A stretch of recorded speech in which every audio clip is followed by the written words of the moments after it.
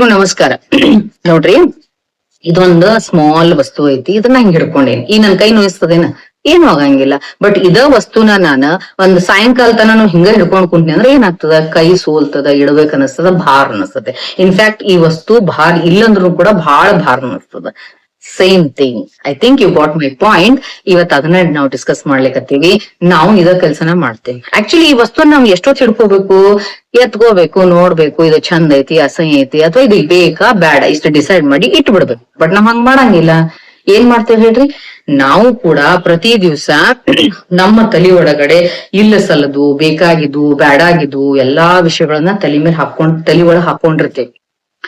10 ವರ್ಷದ ಹಿಂದೇನು, 50 ವರ್ಷದ ಹಿಂದೇನು, ಇವನ್ ಹೋದ್ ಜನ್ಮದ ವಿಚಾರಗಳನ್ನು ವಿಚಾರ ಮಾಡ್ಕೊಂಡ್ ಕೊರ್ಗೋರು ಇದ್ದಾರೆ. ಮೊನ್ನೆ ನಮ್ಮೊಂದ್ ಪೇಷಂಟ್ ಬಂದಿದ್ ಹುಡುಗಿ. ಆ ಹುಡುಗಿ ನನ್ನ ಹತ್ರ ಇಲ್ಲಿ ಬಂದ್ ಕುತ್ಕೊಂಡ್ ಹೇಳ್ತಾಳ, ಮೇಡಮ್ ನನಗೆ ಇಲ್ಲಿ ಕುಂತ್ಕೊಂಡಾಗ ನೋಡ್ರಿ ನನ್ ಗಂಧದ ವಾಸನೆ ಬರ್ಲಿಕ್ಕತ್ತದ. ಯಾಕಂದ್ರ ನಾನು ಪಾಸ್ಟ್ ಲೈಫ್ ರಿಗ್ರೆಷನ್ ಹೋಗಿ ಬಂದೀನಿ.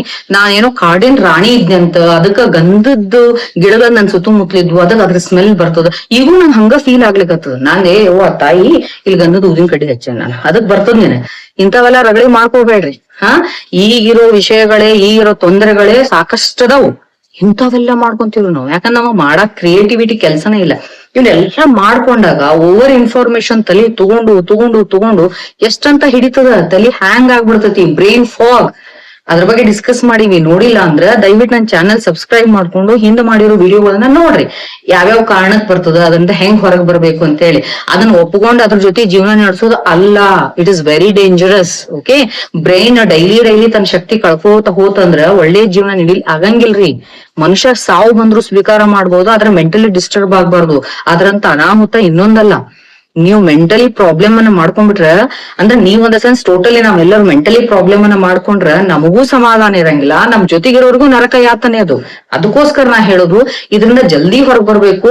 ಆ ಹೊರಗ್ ಬರ್ಬೇಕಾದ್ರೆ ಏನೇನ್ ಮಾಡ್ಬೇಕು ಅನ್ನೋದನ್ನ ಹೇಳೇನಿ. ಇವತ್ ಇನ್ನೂ ಒಂದ್ ಟಿಪ್ ಏನಪ್ಪಾ ಅಂದ್ರೆ, ನಾ ಹೇಳಿದ್ನಲ್ಲ ಈ ಐಟಮ್ ಹೆಂಗ್ ಕೆಳಗಿಟ್ವಿ, ಹಂಗ ನಮ್ಮ ತಲೆಯೊಳಗಿರುವಂತಹ ಅನ್ವಾಂಟೆಡ್ ವಿಚಾರಗಳನ್ನೆಲ್ಲವನ್ನು ಹೊರಗ್ ಹಾಕ್ಬೇಕು. ಹೆಂಗ್ ಹಾಕ್ಬೇಕು? ಬರದ್ ತೆಗಿಬೇಕು. ಇದ್ ಹೆಂಗ್ ಕೆಲ್ಸ ಮಾಡ್ತದ್ರಿ, ಇದ್ ಹೆಂಗ್ ನಮ್ಗ್ ಹೆಲ್ಪ್ ಮಾಡ್ತದ ನಿಮ್ಗ ಅನಸ್ಬಹುದು, ಹೌದಲ್ರಿ? ಎಲ್ಲದಕ್ಕೂ ನಮ್ಗ ಪ್ರಾಪರ್ ಆಗಿ ಅರ್ಥ ಆದ್ರಷ್ಟ ನಾವ್ ಅದನ್ನ ಒಪ್ಕೊಳ್ತೀವಿ. ಅದೇ ಕೆಲ್ಸ ಇವತ್ ನಾ ಮಾಡ್ಲಿಕ್ಕೆ ನಿಮ್ಗೆ ಅರ್ಥ ಮಾಡ್ಸೋ ಕೆಲ್ಸ ಮಾಡ್ತೀನಿ. ಅದಕ್ಕ ದಯವಿಟ್ಟು ಈ ವಿಡಿಯೋ ಕೊನೆವರೆಗೂ ನೋಡ್ರಿ. ಮಧ್ಯ ಸ್ಕಿಪ್ ಮಾಡಿದ್ರೆ ನಿಮ್ಗೆ ಏನೂ ಅರ್ಥ ಆಗುದಿಲ್ಲ. ಇದು ಅರ್ಥ ಆಗಿ ಇದನ್ನ ಇಂಪ್ಲಿಮೆಂಟ್ ಮಾಡ್ಕೊಂಡು ನಿಮ್ಮ ಲೈಫ್ ಒಳಗೆ ಏನಾದ್ರು ಒಂಚೂರು ಬದಲಾವಣೆ ಆಯ್ತು ಅಂದ್ರೆ I feel very much blessed. ಅದಕ್ಕೋಸ್ಕರ ನಾ ಹೇಳಿಕತ್ತೀನಿ ಹೆಂಗ್ ಕೆಲ್ಸ ಮಾಡ್ತದ ಅಂತಂದ್ರೆ, ಈಗ ಬಹಳಷ್ಟು ಬ್ರೈನ್ ಒಳಗ್ ಅನ್ವಾಂಟೆಡ್ ವಿಚಾರಗಳು ತುಂಬಿಕೊಂಡಾಗ ಬಿಹೇವಿಯರ್ ಹೆಂಗಿರ್ತತಿ ಗೊತ್ತಾ? ನೀವು ಅಬ್ಸರ್ವ್ ಮಾಡಿರ್ಬೇಕಲ್ಲ, ಮನೆಯೊಳಗೆ ಜಗಳಗಳಾಗ್ತಿರ್ತಾವ ನೋಡ್ರಿ. ಬೇಕಾದ್ರೆ ಜೋರ್ ಜಗಳ ಆಗ್ಬೇಕಾದ್ರೆ ಯಾರೋ ಒಬ್ರಿಗೊಬ್ರು ಜಗಳ ಮಾಡ್ತಿರ್ತಾರ ಅನ್ಕೊಳ್ರಿ. ವಿಪರೀತ ಸಿಟ್ಟಿಗೆ ಹೋದಾಗ ಅಂದ್ರೆ ಒಂದು ಮಾನಸಿಕವಾಗಿ ಒಂದು ಹೈಲಿ ಪೀಕ್ ಲೆವೆಲ್ ಹೋಗಿ ಅತಿ ಸಿಟ್ಟು ಬಂತು ಅಂದ್ರೆ ಆ ಮನುಷ್ಯನಿಗೆ ಬ್ಯಾರೆ ಬ್ಯಾರೆ ಶಬ್ದಗಳು ಹೇಳಲಿಕ್ಕೆ ಕೆಪಾಸಿಟಿ ಕಳ್ಕೊಂಡ್ಬಿಡ್ತಾನ. ಶಬ್ದ ಭಂಡಾರ ಹೋಗ್ಬಿಡ್ತೈತಿ. ಅವನಿಗೆ ವಿವರಣೆ ಮಾಡ್ಲಿಕ್ ಬರುದಿಲ್ಲ. ಅವಾಗ ಬರುದೇನು? ಸಿಟ್ ಹೆಂಗ್ ಎಕ್ಸ್ಪ್ರೆಸ್ ಮಾಡ್ತಾನವ? ಒಂದು ಹೊಡಿಯೋದು. ಹೊಡಿಲಿಕ್ ಆಗ್ಲಿಲ್ಲ ಅಂತಂದ್ರ ಬರೋದೇನು? ಮುತ್ತಿನಂತಹ ಬೈಗಳು. ಎಂತೆಂತ ಬೈಗಳು ಇರ್ತಾವಂತ ಮಾಡ್ರಿ ನೀವು. ಒಂದೊಂದು ಬೈಗಳ ನೀವ್ ತಕ್ಕಡಿ ಒಳಗೆ ಇಟ್ರ, ಒಂದು ಬೈಗಳ ಈ ಕಡೆ ಇಟ್ರೆ ಇನ್ನೊಂದು ಬೈಗಳ ಈ ಕಡೆ ಒಂದೊಂದ್ ಟನ್ ಇಮೋಷನ್ಸ್ ಅನ್ನ ತೂಗ್ತಿರ್ತಾವ. ಹಂಗ ಒಳಗ್ ಅನುಭವಿಸುದು ಎಲ್ಲಾ ರೀತಿಯ ಆ ಎಮೋಷನಲ್ ಏನಿರ್ತದಲ್ಲ ಅದನ್ನೆಲ್ಲವನ್ನು ಸೇರಿಸಿ ಕಸರು ಮುಸರು ಮಾಡಿ ಬೈರದ ರೂಪದೊಳಗೆ ಹೊರಗೆ ಹಾಕ್ಬಿಡೋದು. ಏನಾಯ್ತಿದ್ರ ಅರ್ಥ? ನೀವು ಯಾವಾಗ ನಿಮ್ಮ ಆಲೋಚನೆಗಳಿಗೆ, ನಮ್ಮ ಆಲೋಚನೆಗಳಿಗೆ ನಾವು ಯಾವಾಗ ಶಾಬ್ದಿಕ ರೂಪ ಅಂತ ಹೇಳ್ತೀವಿ, ಅಂದ್ರೆ ಅವುಗಳಿಗೆ ಶಬ್ದಗಳ ರೂಪ ಕೊಡ್ಲಿಲ್ಲ ಅಂತಂದ್ರೆ ಅವ್ ಏನ್ ಮಾಡ್ತಾವ ಅಂತಂದ್ರ ಬಹಳಷ್ಟು ಕಲೆಕ್ಟಿವ್ ಆಗಿ ಒಂದೇ ಶಬ್ದದ ರೂಪದೊಳಗ, ಅದು ಹೈ ಇಂಟೆನ್ಸಿವ್ ಶಬ್ದದ ರೂಪದೊಳಗ ಹೊರಗ್ ಬರ್ತಾವು. ಅವನ್ನೇ ನಾವು ಬೈಗಳ ಅಂತ ಹೇಳಿ. ಚಂದ ಅನ್ಸ್ತದೇನ್ರಿ ಬೈಯೋದೆಲ್ಲ? ಅಥವಾ ಬೈಯೋದು ಚಂದ ಅನ್ಸಂಗಿಲ್ಲ, ಬೈಸ್ಕೊಳ್ಳೋದಂತೂ ಮೊದ್ಲ ಚಂದ ಅನ್ಸಂಗಿಲ್ಲ, ಹೌದಲ್? ಅದಕ್ಕೆ ನಾವಿಲ್ಲಿ ಏನ್ ಮಾಡ್ಬೇಕು?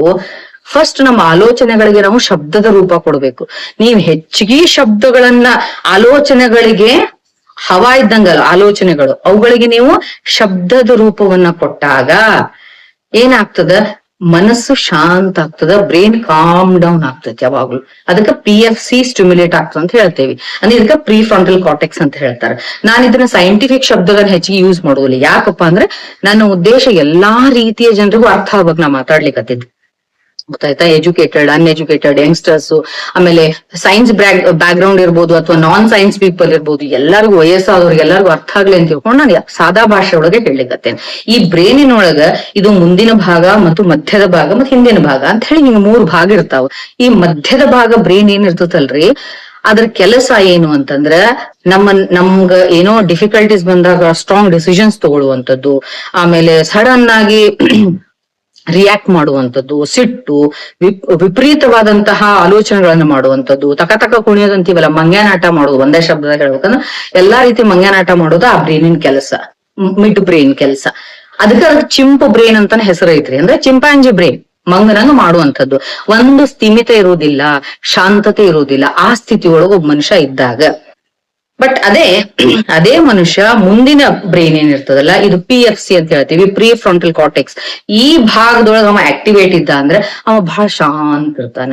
ಯಾರ 10 ಮಾತಾಡಿದ್ರು ಕೂಡ ಓಕೆ ಫೈನ್ ಅಂತ ತಗೊಂತಾನ, ರಿಸೀವ್ ಮಾಡ್ಕೋತಾನ, ಅನಲೈಸ್ ಮಾಡ್ಕೋತಾನ, ನಂದೇನ್ರ ತಪ್ಪೈತಾ, ಎದುರುಗಳಿದ್ದವ್ರು ಹಿಂಗ್ಯಾಕ್ ಮಾಡಿದ್ರು ಅಂತ ಹೇಳಿ ವಿವೇಚನೆ ಮಾಡ್ಕೋತಾನ, ತನ್ ತಪ್ಪಿದ್ರೆ ಕ್ಷಮಾಪಣೆ ಕೇಳ್ತಾನ, ಬೇರೆಯವ್ರ ತಪ್ಪಿತ್ತಂದ್ರೆ ತಿಳಿಸಿ ಹೇಳ್ತಾನ, ಸಮಸ್ಯೆನ ಸರಿಯಾಗಿ ಪರಿಹಾರ ಮಾಡ್ಕೋತಾನ. ಅದಕ್ಕ ವಿವೇಕಯುತವಾದಂತ ಬ್ರೇನ್ ಅಂತಾರೆ ಈ ಮುಂದಿನ ಬ್ರೇನ್. ಬಟ್ ಅನ್ಫಾರ್ಚುನೇಟ್ಲಿ ಇದು ಒಂಥರ ಈ ಇಲೆಕ್ಟ್ರಿಕಲ್ ಸ್ವಿಚ್ ಇದ್ದಂಗ್ರಿ ಇದೆ. ಹಿಂಗ ಈ ಕಡೆ ಆಫ್ ಇತ್ತಂದ್ರ ಈ ಕಡೆ ಆಫ್ ಇತ್ತಂದ್ರೆ ಈ ಕಡೆ ಆನ್ ಇರ್ತದೆ, ಈ ಕಡೆ ಆನ್ ಇದ್ರೆ ಈ ಕಡೆ ಆಫ್ ಇರ್ತದೆ. ನಾವು ಮುಂದಿನ ಬ್ರೇನ್ ಒಳಗೆ ಆಕ್ಟಿವ್ ಇದೀವಿ ಅಂದ್ರೆ ಹಿಂದಿನ ಬ್ರೇನ್ ಆಫ್ ಇರ್ತದೆ. ಸೊ ಗೊತ್ತಾಯ್ತಲ್ಲ, ನಿಮ್ ಹಿಂಗ್ ಮಂಗ್ಯಾನಂಗ್ ಮಾಡೋರ್ ಕಡೆಯಿಂದ ಶಾಂತತೆ ಎಕ್ಸ್ಪೆಕ್ಟ್ ಮಾಡಕ್ ಆಗಂಗಿಲ್ಲ, ಶಾಂತಿ ಇರುವಂತ ವ್ಯಕ್ತಿಗಳ ಕಡೆಯಿಂದ ಮಂಗ್ಯಾನಾಟ ಎಕ್ಸ್ಪೆಕ್ಟ್ ಮಾಡಕ್ ಆಗಂಗಿಲ್ಲ. ಬಟ್ ಹಂಗ ಯಾವಾಗ್ಲೂ ಎಲ್ಲರೂ ಇರುದಿಲ್ರಿ. 2 ಬ್ರೇನ್ ಆಕ್ಟಿವೇಟ್ ಬೇಕು ನಮ್ಗ, 2 ಬೇಕು. ನಾವ್ ಎಲ್ಲಾ ಟೈಮ್ನಾಗ ಓಕೆ ಒಳ್ಳೇದಾಗ್ಲಿ, ಇಲ್ರಿ ಮನಿ ಬೆಂಕಿ ಎತ್ತದಂದ್ರು ಕೂಡ ಅಡ್ಡಿ ಇಲ್ಲ, ತೊಂದ್ರೆ ಇಲ್ಲ ಅಂತ ಕುಂತ್ರ ಆಗುದಿಲ್ಲ. ಅವ ನಾವು ಕ್ವಿಕ್ ಆಕ್ಷನ್ಸ್ ಹೋಗ್ಬೇಕಾಗ್ತದ, ಸ್ಟ್ರಾಂಗ್ ಆಗ್ಬೇಕಾಗ್ತದ. ನಮ್ಗ್ ಚಿಂಪ್ ಬ್ರೇನ್ ಬೇಕು. ಬಟ್ ಯಾವಾಗ್ಲೂ ಚಿಂಪು ಬ್ರೈನ್ ಒಳಗ ಇದ್ರ ಅನಾಹುತ ಮಾಡ್ಕೋತೀವಿ. ಸೊ ಇವೆರಡು ಹಾರ್ಮೋನಿಯಸ್ ಆಗಿ ನಮ್ಮಲ್ಲಿ ಕೆಲಸ ಮಾಡ್ಬೇಕಾಗ್ತದ. ಅದಕ್ಕೋಸ್ಕರ ಬಟ್ ನಾವ್ ಇದನ್ನ ಬ್ಯಾಲೆನ್ಸ್ ಮಾಡ್ಬೇಕಾದ್ರೆ ಹೆಂಗ, sympathetic and parasympathetic nervous system ಅನ್ನ ಬ್ಯಾಲೆನ್ಸ್ ಮಾಡ್ಕೋಬೇಕು. ಅದು ಉಸಿರಾಟದಿಂದ ಹೆಂಗ್ ಮಾಡ್ಬೇಕು ಅಂತ ನಾ ಹಿಂದಿನ ವಿಡಿಯೋ ಒಳಗೆ ಹೇಳಿನಿ.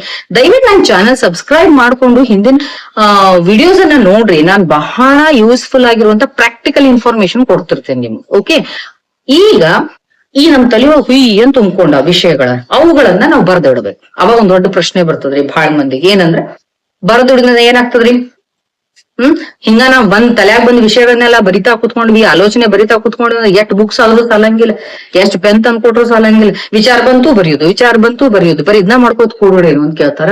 Right, this a very good question. ಇಂಥವ್ರಿಗೆ ನಾ ಏನ್ ಹೇಳ್ತೇನೆ ಅಂದ್ರೆ, ಫಸ್ಟ್ ಡಿಸೈಡ್ ಮಾಡ್ಕೊಡ್ರಿ. ಏನು, ಪ್ರತಿ ದಿವಸ ಮುಂಜಾನೆ ಎದ್ದ ತಕ್ಷಣ ನಿಮ್ದು ಶೌಚ ಗೀಚ ಎಲ್ಲ ಮುಗಿಸ್ಕೊಂಡ್ಮೇಲೆ ಒಂದ್ ಗ್ಲಾಸ್ ಚಂದ ಬಿಸಿನೀರ್ ಕುಡಿದ್ಮೇಲೆ ಕೂಡ್ರಿ ಒಂದ್ ಕಡೆ. ಬಾಲ್ಕನಿ ಗಿಲ್ಕನಿ ಇದ್ರ ಆ ಸೂರ್ಯನ ಎಳೆ ಬಿಸಿಲಿನೊಳಗ ಕೂತ್ಕೊಡ್ರಿ, ಸೂರ್ಯನ ಬೆಂದ್ ಮಾಡಿ ಕೂತ್ಕೊಂಡು ಏನ್ ಮಾಡ್ಬೇಕು, ವಿಚಾರ ಮಾಡ್ಬೇಕು. ಈಗ ನನ್ನ ತಲೆ ಒಳಗಂತೂ ಕಸದ ಬುಟ್ಟಿ ಆಗೈತಿ. ಅದ್ರೊಳಗ ಯಾವ ವಿಚಾರಗಳನ್ನ ನಾನು ತೆಗೆದು ಚೆಲ್ಲಬೇಕು, ಯಾವ ವಿಚಾರಗಳನ್ನ ತೊಳೆದಿಟ್ಕೋಬೇಕು. ಅರ್ಥ ಆಯ್ತಾ? ತೆಗೆದು ಚೆಲ್ಲುವಂತ ಒಂದಿಷ್ಟು ಇರ್ತಾವ, ತೊಳೆದು ವಾಪಸ್ ಇಟ್ಕೊಳ್ಳುವಂತ ಒಂದಿಷ್ಟು ಇರ್ತಾವ್ರಿ. ಈಗ ನಾವ್ ದೀಪಾವಳಿ ಟೈಮ್ನಾಗೆಲ್ಲ ಮನಿ ಕ್ಲೀನ್ ಮಾಡ್ಬೇಕ ನಾವ್ ಏನ್ ಮಾಡ್ತೇವೆ, ಎಲ್ಲಾ ಸಾಮಾನು ಚೆಲ್ಲುದಿಲ್ಲ. ಬ್ಯಾಡಾಗಿದ್ವು, ಇನ್ನೇನ್ ಬೇಕಾಗಿಲ್ಲ ನಮಗ, ಅದ್ರ ಅವಶ್ಯಕತೆ ಇಲ್ಲ ಅನ್ನೋಲ್ಲ ಚೆಲ್ ಬಿಡ್ತೇವೆ. ಬೇಕಾಗಿರ್ತಾವ ಅವನ್ನ ಇಷ್ಟು ದಿವಸ ಹೆಂಗಾರ ಇಟ್ಟಿರ್ತೀವಿ, ಅವನೇನ್ ಮಾಡ್ತೇವೆ ನಾವು ನೀಟಾಗಿ ತೊಳೆದು ಕ್ಲೀನ್ ಮಾಡಿ ಮತ್ ಎಲ್ಲಿಟ್ರೆ ಚಂದ ಕಾಣಿಸ್ತದ ಮನಿ ಆ ರೀತಿಯಾಗಿ ಆರ್ಗನೈಸ್ ಮಾಡ್ತೇವೆ. ಹೌದಲ್ಲ?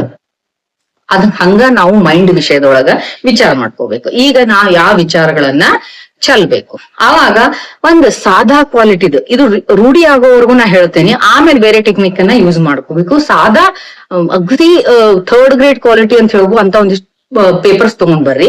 ತಗೊಂಡ್ ಬಂದ ನೀವೇನ್ ಮಾಡ್ಬೇಕು, ಒಂದ್ ಪೆನ್ ತಗೊಂಡು ಬರಿಬೇಕು. ನನ್ಗಾಕಿ ಮೊನ್ನೆ ಹಂಗ ಅಂದಿದ್ಲು, ನನ್ಗಿಕ್ಕಿ ಹಿಂಗ ಅಂದಿದ್ಲ, ಇವ ಹಿಂಗ ಅಂದಿದ್ದ. ಬರೀ ಹಂಗ ಬರಿಬೇಡ್ರಿ, ನಿಮ್ ಎಮೋಷನ್ಸ್ ಜೊತೆಗ್ ಬರೀ. ಅವ್ರ ಮೇಲೆ ಏನಾರ ಸಿಟ್ಟಿತ್ತು ಅಂದ್ರೆ ಹಲ್ಲು ಕಡ್ಕೋತಾನೆ ಬರೀರಿ, ಏನ್ ತಪ್ಪಿಲ್ಲ. ನಿಮ್ ಎಮೋಷನ್ಸ್ ಅನ್ನ ಹೊರಗೆ ಹಾಕ್ರಿ. ಕನೆಕ್ಷನ್ ಇಂಪಾರ್ಟೆಂಟ್, ಸುಮ್ನೆ ಬರೆಯುವುದಿಲ್ಲ. ಬಹಳ ಮಂದಿ ಇತ್ತಿತ್ಲಾಗ ಬರೀತಿರ್ತಾವ ನೋಡಿರಿ, ಅಫರ್ಮೇಶನ್ ಬರಿಬೇಕು. ಅಫರ್ಮೇಶನ್ಸ್ಗೆ ನಿಮ್ದು ಎಮೋಷನ್ಸ್ ಇಲ್ಲ ಅಂತಂದ್ರೆ ಅವ್ ಏನಾಗ್ತಾವ, ಆಗುದಿಲ್ಲ, ಕೆಲಸ ಆಗುದಿಲ್ಲ. ಮೇನ್ ಎಮೋಷನ್ಸ್, ಆ ಎನರ್ಜಿ ಜೊತೆಗೆ ನೀವು ಕನೆಕ್ಟ್ ಆಗ್ಬೇಕು.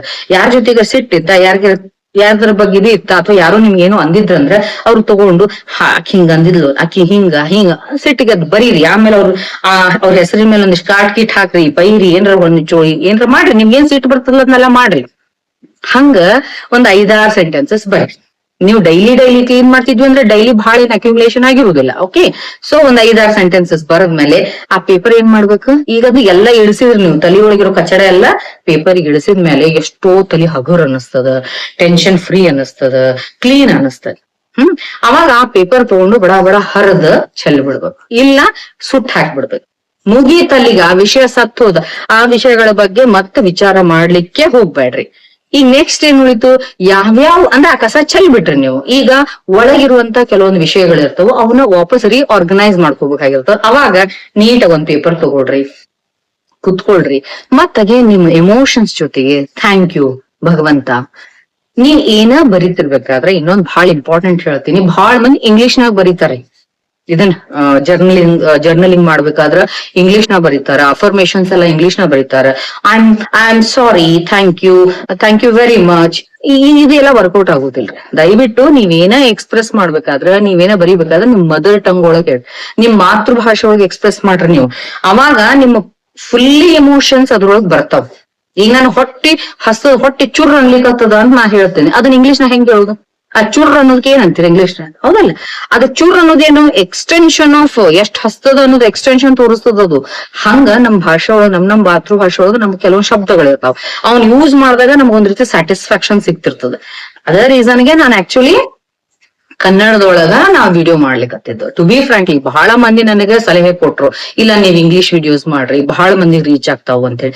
ನನಗ್ ರೀಚ್ ಆಗೋದ್ಕಿಂತ, ಬಹಳ ಮಂದಿ ಸುಮ್ನೆ ನೋಡೋದ್ಕಿಂತ ಕನೆಕ್ಷನ್ ಆಗ್ಬೇಕು, ಎಲ್ಲರೂ ಅದನ್ನ ಅರ್ಥ ಮಾಡ್ಕೊಂಡು ಇಂಪ್ಲಿಮೆಂಟ್ ಮಾಡ್ಕೊಳಿಕ್ ಹೆಲ್ಪ್ ಆಗ್ಲಿ ಅಂತ ಅನ್ಕೊಂಡ್ ನಾನು ಈ ರೀತಿ ಸಾದಾ ನನ್ ಪೇಷಂಟ್ ಜೊತೆಗೆ ಹೆಂಗ್ ಮಾತಾಡ್ತೀನಲ್ಲ ಹಂಗ್ ನಿಮ್ ಜೊತೆ ಮಾತಾಡ್ಲಿಕ್ಕತ್ತೇನೆ. ಓಕೆ, ಹಂಗ ನಿಮ್ ಮಾತೃಭಾಷೆ ಒಳಗ, ನೀವು ಮರಾಠಿ ಒಳಗ ಬರೀರಿ, ಕನ್ನಡ, ವಾಟ್ ಎವರ್ ನಿಮ್ದು ಏನೈತಲ್ಲ ಮಾತೃಭಾಷೆ ಒಳಗ ನೀಟಾಗಿ ಥ್ಯಾಂಕ್ಸ್ ಅಪ್ಪ, ನೀವ್ ಬಹಳ ನಂಗೆ ಹೆಲ್ಪ್ ಮಾಡಿದಿ, ಅಯ್ಯೋ ಗುರುವೇ ಥ್ಯಾಂಕ್ ಯು ಅಂತ ಹಿಂಗ ದೇವರಿಗೆ, ನಿಮ್ಮ ಕುಲದೇವರಿಗೆ, ನಿಮ್ ತಂದೆ ತಾಯಿಗೆ ಏನ್ ಕೃತಜ್ಞತೆ ಸಲ್ಲಿಸ್ಬೇಕು ಅದನ್ನೆಲ್ಲ ಥ್ಯಾಂಕ್ಸ್ ಅನ್ನ ಹೇಳಿ, ನಾ ಇವತ್ತಿಂತ ಕೆಲಸ ಮಾಡ್ತೇನೆ, ಇಂಥ ಕೆಲಸ ಮಾಡಿದ್ರೆ ನಂಗೆ ಎಷ್ಟು ಖುಷಿ ಆಗ್ತದ, ಥ್ಯಾಂಕ್ ಯು ವೆರಿ ಮಚ್, ನಾ ಇದು ಮುಗಿಸ್ತೀನಿ. ಹಂಗ ನೀವು ನಿಮ್ಮ ಕೆಲವೊಂದು ಗೋಲ್ಸ್ ಅನ್ನ ನೀಟಾಗಿ ಬರೀರಿ.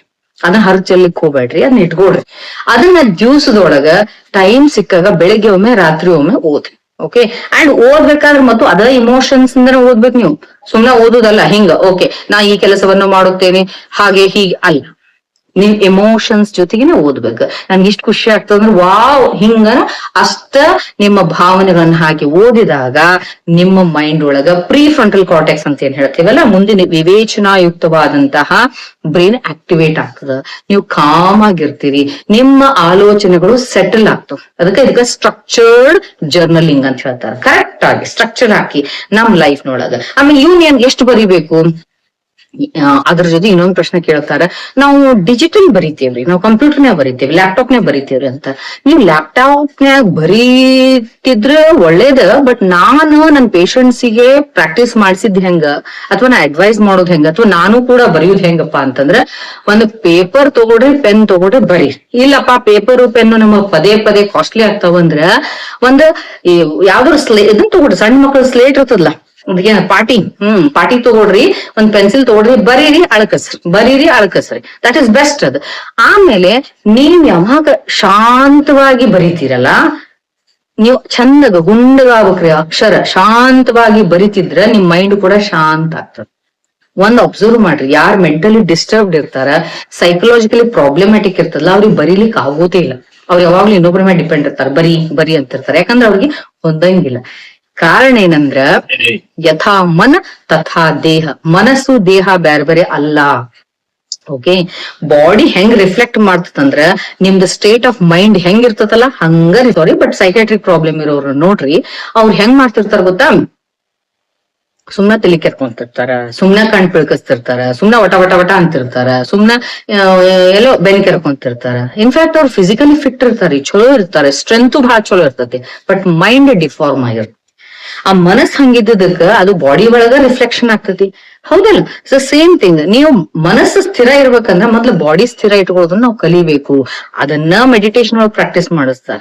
ಧ್ಯಾನ ಮಾಡು ಅಲ್ಲ, ಸುಮ್ಮನೆ ಕುತ್ಕೊಂಡ್ರ ತಾನ ಧ್ಯಾನ ಆಗ್ತದ್ರಿ. ಆಕ್ಚುಲಿ ಅದ್ರದ್ದೇ ಸೈನ್ಸ್ ಅದ, ಅದ್ರ ಬಗ್ಗೆ ನಾ ಹೇಳೇನಿ. ಮೆಡಿಟೇಷನ್ ಬಗ್ಗೆ ನಾ ಒಂದು ಇಂಡಿವಿಜುವಲ್ ಆಗಿ ವಿಡಿಯೋ ಮಾಡ್ತೇನಿ, ಜಸ್ಟ್ ವೇಟ್ ಮಾಡ್ರಿ. ಸೊ ಇಲ್ಲಿ ಏನ್ ಮಾಡ್ಬೇಕು ಅಂದ್ರೆ ಫಸ್ಟ್ ನಿಮ್ಮ ಆಲೋಚನೆಗಳಿಗೆ ಎಲ್ಲಾ ಶಬ್ದಗಳ ರೂಪ ತಗೊಂಬಂದು ಅದ್ರೂ ಬರಿಬೇಕಾದ್ರೂ ಕೆಲವೊಂದು ಆರ್ಟಿಸ್ಟಿಕಲಿ ಬರೀತಾರ, ಭಾರಿ ಚಂದ ಕವನಗಳನ್ನ ಅದಕ್ ಭಾರಿ ಏನೇನೋ ಹಾಕಿ ಬರೀತಾರ. ಹಂಗ್ ರೂಢಿತಂದ್ರ ಬಹಳ ಚಲೋ. ಗುಂಡಾಗ ಅಕ್ಷರ ಮಾಡಿ ಬರೆಯೋದನ್ನ ಪ್ರಾಕ್ಟೀಸ್ ಮಾಡ್ಕೊಡ್ರಿ. ಹೆಂಗ್ ಬೇಕಂಗ ಗೀಚಾಡಕ್ ಹೋಗ್ಬೇಡ್ರಿ. ಓಕೆ, ನಾ ಎಷ್ಟೋ ಸರಿ ನಮ್ಮಲ್ಲಿ ಮಕ್ಕಳು ಬಂದಿರ್ತಾರ, ಸಣ್ಣ ಮಕ್ಕಳು ಅಂತವ್ರಿಗೆ ಹೇಳ್ತೇನೆ ನಾನು, ನೀವೇನಿಲ್ಲ ಮಕ್ಕಳಿಗೆ ಏನ್ ಮಾಡ್ರಿ, ಮಕ್ಕಳು ಅಲ್ಲ ಈವನ್ ದೊಡ್ಡವರು ಎಲ್ಲಾರು ಏನ್ ಮಾಡ್ರಿ ಅಂದ್ರೆ ನೀವು ಪ್ರಾಪರ್ ಆಗಿ ನೀಟಾಗಿ ಬರೆದ್ರೆ ಚಲೋ. ಅಥವಾ ಬರೀಲಿಕ್ಕೆ ನನ್ಗೆ ಏನೂ ಇಲ್ಲ ಅಂತಂದ್ರೆ ಅಟ್ ಲೀಸ್ಟ್ ರೌಂಡ್ ಗೋಲ್ ಹಾಕ್ರಿ. ನೀವ್ ಬೇಕಾದ್ರೆ ಒಂದ್ ಟೆಸ್ಟ್ ಮಾಡಿ ನೋಡ್ರಿ. ನೀವು ಸಿಟ್ಟು ಬಹಳ ಇದಿತ್ತು, ಮೆಂಟಲಿ ಬಹಳ ಟರ್ಮಾಯಿಲ್ ಇತ್ತು ಅಂತಂದ್ರೆ ನಿಮ್ಗೊಂದು ಸರ್ಕಲ್ ಹಾಕ್ಲಿಕ್ಕೂ ಆಗಂಗಿಲ್ಲ. ಅದ ನೀವು ಕಾಮ್ ಇದ್ರಿ ಅಂದ್ರ ನೀಟಾಗಿ ಸರ್ಕಲ್ ಆಗ್ತಾವ. ಅದಕ್ಕೆ ಸುಮ್ಮನೆ ಸರ್ಕಲ್ ಹಾಕ್ಲಿಕ್ಕೆ ಹೇಳ್ರಿ. ನೀವ್ ಎಷ್ಟು ಸರ್ಕಲ್ ಹಾಕ್ತಿರಲ್ಲ ಡೈಲಿ, ಇದು ಒಂದು ಎಕ್ಸರ್ಸೈಸ್ ಮಾಡ್ರಿ ನೀವು. ಆಕ್ಚುಲಿ ಏನ್ ತಪ್ಪಿಲ್ಲ. ಒಂದ್ ಬೋರ್ಡ್ ತಗೊಳ್ರಿ, ಅದ್ರ ಮ್ಯಾಲ ಸುಮ್ನೆ ಸರ್ಕಲ್ ಹಾಕ್ತಾ ಕೊಡ್ರಿ, ಮೈಂಡ್ ಶಾಂತ ಆಕೋತ ಹೋಗ್ತದೆ. ಓಕೆ, ಇದ್ರ ಜೊತೆಗೆ ಹೆಣ್ಮಕ್ಳಿಗೆ ಒಂದ್ ಟಿಪ್ ಹೇಳ್ತೇನೆ ನಾನು, ವಿಚ್ ಐ ಫಾಲೋ. ಏನ್ ಮಾಡ್ತೀವಿ ಅಂದ್ರೆ ನಾ ಹೇಳಿದ್ನಲ್ಲ, ಬೆಳಿಗ್ಗೆ ಎದ್ದ ತಕ್ಷಣ ನಾಷ್ಟ ಏನ್ ಮಾಡ್ಬೇಕು, ಇದು ದೊಡ್ಡ ಟೆನ್ಷನ್. ಬೆಳಿಗ್ಗೆ ಕೂಡ ಎಷ್ಟೋ ಸರಿ ವರ್ಕಿಂಗ್ ವಿಮೆನ್ ಏನ್ ಮಾಡ್ತಾರಂದ್ರ ಪಾಪ ರಾತ್ರಿ ಎಲ್ಲಾ ಇಡ್ಲಿ ಬಿಟ್ಟಿರ್ತಾರ, ಬೆಳಿಗ್ಗೆ ಕೂಡ ಉಪ್ಪಿಟ್ಟು ಮಾಡ್ಬಿಟ್ಟಿರ್ತೇವೆ. ಯಾಕಂದ್ರೆ ಗಮನನೇ ಇರಂಗಿಲ್ಲ. ಮುಂಜಾನೆ ಗಡ್ಬಡಿ ಕೆಲಸದೊಳಗ ಅವಸರದೊಳಗ ಬ್ಯಾರೆನ ಮಾಡ್ಬಿಟ್ರೆ. ಅದಕ್ಕೆ ಏನ್ ಮಾಡ್ಕೋಬಹುದು ಅಂದ್ರೆ ಸಮ್ ಆಫ್ ದ ಟೈಮ್ಸ್ ನೀವೇನ್ ಮಾಡ್ಬೇಕು, ರಾತ್ರಿನ ಫ್ರಿಡ್ಜ್ ಒಳಗ ಯಾವ ವೆಜಿಟೇಬಲ್ಸ್ ಅದಾವು, ಯಾವ ಮೊದ್ಲೇ ಅದಾವು, ಯಾವ ಹಿಂದಿನ ದಿವ್ಸದ್ದು ಅದಾವ, ಅವನ್ನೆಲ್ಲಾ ನೋಡ್ಕೊಂಡು ಯಾವ್ದನ್ನ ನಾವ್ ಇವತ್ತು ಯೂಸ್ ಮಾಡ್ಕೋಬಹುದು ಅದನ್ನೆಲ್ಲ ಕರೆಕ್ಟ್ ಆಗಿ ನೋಟ್ ಮಾಡ್ಕೊಂಡು ಮನೆಯೊಳಗ, ಅಡಿಗೆ ಮನೆಯೊಳಗ ಒಂದು ಸ್ಮಾಲ್ ವೈಟ್ ಬೋರ್ಡ್ ಟೈಪ್ ಒಂದು ಬೋರ್ಡ್ ಹಾಕೊಡ್ರಿ.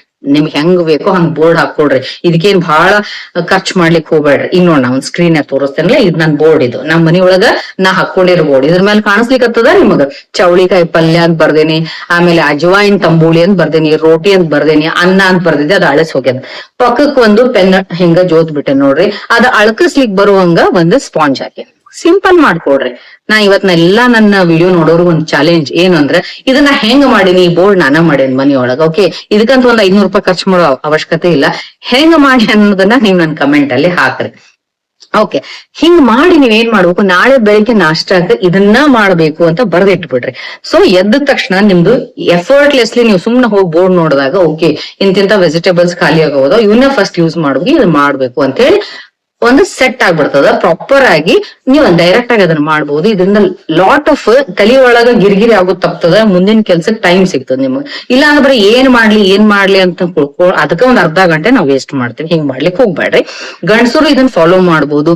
ಈವನ್ ನೀವು ಮನೆ ಎಷ್ಟ್ ದಿವ್ಸಕ್ಕೆ ಒಂದ್ಸರಿ ಕ್ಲೀನ್ ಮಾಡ್ಬೇಕು ಅದಕ್ಕೊಂದು ಬೋರ್ಡ್ ಹಾಕೊಡ್ರಿ. ವಾರಕ್ಕೆ ಒಂದ್ಸರಿ ಇಂತದ್ದು, ಈ ವಾರ ಈ ರೂಮನ್ ಕ್ಲೀನ್ ಮಾಡ್ಬೇಕು, ಇದ್ ಹಿಂಗ್ ಮಾಡ್ಬೇಕು, ಕಾರ್ಪೆಟ್ಸ್ ಹಿಂಗ್ ಕ್ಲೀನ್ ಮಾಡ್ಬೇಕು. ಈ ರೀತಿಯಾಗಿ ಒಂದು ನಿಮ್ಮ ಮನೆಯೊಳಗ ರುಟೀನ್ಗೆ ಒಂದೊಂದು ಬೋರ್ಡ್ ಗಳನ್ನ ಮಾಡ್ಕೊಂಡ್ರಿ ಅಂದ್ರೆ ನಿಮ್ಮ ಥಾಟ್ಸ್ ಆರ್ಗನೈಸ್ ಆಗ್ತಾವು, ಖುಷಿ ಅನಿಸ್ತದ ನಿಮಗ. ಮತ್ ಯಾವ ಕೆಲಸ ಆಗ್ತಾವಲ್ಲ ಅವನ್ನ ಟಿಕ್ ಮಾಡ್ರಿ ಅಂಡ್ ನಿಮಗ್ ನೀವ ಅಪ್ರಿಶಿಯೇಟ್ ಮಾಡ್ಕೊಡ್ರಿ. Yes I have done it ಅಂತ ಹೇಳಿ ಅಪ್ರಿಶಿಯೇಟ್ ಅನ್ಕೊಳ್ಳೋ ಒಂದ್ ನೆನಪು ಬರ್ತದ. ಹಿಂದ ನಾವೆಲ್ಲ ಆಕ್ಚುಲಿ ಸಣ್ಣವ್ರಿದ್ದಾಗ ಏನ್ ಮಾಡ್ತಿದ್ವಿ ಅಂದ್ರೆ ನೆಲಗಿಲ್ಲ ಒರೆಸಿದ್ಮೇಲೆ ಮತ್ ಹಿಂಗ ತಳಗಿಂದ ಬಗ್ಗೆ ನೋಡ್ತಿದ್ವಿ. ಇಡೀ ಮನೆಯೆಲ್ಲ ಕ್ಲೀನ್ ಕಾಣ್ಬೇಕು, ಅದೊಂಥರ ಖುಷಿ. ಬಹಳ ಆಗಿಂದಾಗ ಲಾಟ್ರಿ ಹೊಡೆದ್ ನಮ್ ಕೈ ದುಡ್ಡು ಕೊಟ್ಟವ ಅನ್ನೋ ಖುಷಿ ಆಗ್ಬಿಡ್ತಿತ್ತು ನಮ್ಗ. ಬಾಂಡೆ ಗಿಂಡೆ ಸ್ವಚ್ಛ ತೊಳೆದ್ ಬಂದ್ರೆ ಅವ್ನ್ ಪದೇ ಎತ್ತೆತ್ತಿ ನೋಡೋದು ಬಹಳ ಖುಷಿ ಆಗ್ತಿತ್ತು. ಅನ್ಫಾರ್ಚುನೇಟ್ಲಿ ಅಂತಹ ಖುಷಿಗಳನ್ನ ನಾವ್ ಇತ್ತಿತ್ಲಾಗ ಮಿಸ್ ಮಾಡ್ಕೊಳಿಕತ್ತೀವಿ. ಇವುಗಳನ್ನ ನೀವು ರೂಢಿ ಮಾಡ್ಕೊಳ್ರಿ. ಇದರಿಂದ ನಿಮ್ದು ಬರದಿಡೋದ್ರಿಂದ ಮೆಂಟಲ್ ಫಟಿಗ್ನೆಸ್ ಕಡಿಮೆ ಆಗ್ತದ ಮತ್ತು ಪ್ರಾಪರ್ ಆಗಿ ಆರ್ಗನೈಸ್ ಮಾಡ್ಕೋಬಹುದು. ನಿಮ್ಮ ಥಾಟ್ಸ್ ಒಂದು ಎನರ್ಜಿ ಬರ್ತದ ಮತ್ತು ಎಕ್ಸಿಕ್ಯೂಟಿವ್ ಗೋಲ್ ಓರಿಯೆಂಟೆಡ್ ನಿಮ್ಮ ಥಾಟ್ಸ್ ಬರ್ತಾವು. ಆಮೇಲೆ ಆ ಇಂಟೆನ್ಷನ್ಸ್ ಕ್ಲಾರಿಟಿ ಬರ್ತದ, ಅದ್ರ ದಿಕ್ಕಿನೊಳಗೆ ಕೆಲಸ ಮಾಡಕ ಸಹಾಯ ಆಗ್ತದ. ಇದು one of the best methods ಅಂತ ನಾ ಹೇಳ್ಬೋದು. ಇದನ್ನ ನಾನು ಪ್ರಾಕ್ಟೀಸ್ ಮಾಡ್ತೀನಿ. ನಮ್ಮೆಲ್ಲಾ ಪೇಷಂಟ್ಸ್ಗೂ ನಾ ಇದನ್ನ ಪ್ರಾಕ್ಟೀಸ್ ಮಾಡ್ಲಿಕ್ಕೆ ಬಹಳಷ್ಟು ಸಪೋರ್ಟ್ ಮಾಡ್ತೇನೆ. ಓಕೆ, ಐ ಹೋಪ್ ನೀವು ಇದನ್ನ ಪ್ರಾಕ್ಟೀಸ್ ಮಾಡ್ತೀರಿ ಅಂತ ಅನ್ಕೊಳ್ತೀನಿ. ನಿಮ್ಗೆ ಅನುಕೂಲ ಆದ ರೀತಿ ಒಳಗ ನಿಮ್ಮ ನೆಗೆಟಿವ್ ಥಾಟ್ಸ್ ಅನ್ನೆಲ್ಲ ಸುಟ್ಟು ಭಸ್ಮ ಮಾಡ್ರಿ, ಪಾಸಿಟಿವ್ ಥಾಟ್ಸ್ ಅನ್ನ ಆರ್ಗನೈಸ್ ಮಾಡ್ಕೊಡ್ರಿ. ಅಂದ್ರೆ ಬ್ರೈನ್ ಫಾಗ್ ಇಂದ ಹೊರಗೆ ಬಂದು ಬಹಳ ಖುಷಿಯಾದಂತ ಲೈಫ್ ಅನ್ನ ನಡೆಸ್ಬೋದು. Thank you very much.